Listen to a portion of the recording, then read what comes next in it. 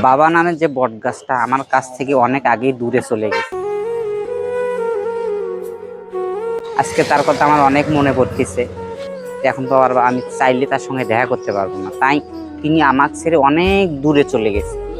যেহেতু আমি আমার ছোট আমার বাবাকে নিয়ে আমি ভাত খাইছি, তাই আজকে অন্য কথা মনে পড়তেছে, আমি এই চাচাকে নিয়ে বসে আমরা এক জায়গায় ভাত খাবো। চলো, যেহেতু আজকে আমার বাবার কথা বেশি বেশি মনে পড়তেছে, আমি এনাকে বাবা ভেবে ওনাকে নিয়ে আমি ভাত খেতে যাচ্ছি আজকে।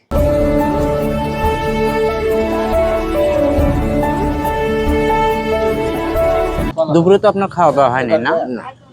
আলহামদুলিল্লাহ, উনি দুপুরে খাওয়া দাওয়া করে নাই এখনো।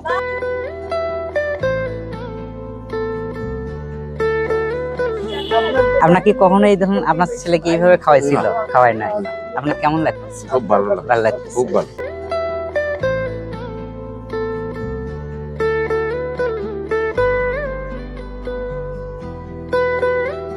যাদের বাবা বেঁচে আছে, বাবার সঙ্গে আচরণ খারাপ করবেন না, বাবাকে সম্মান করবেন।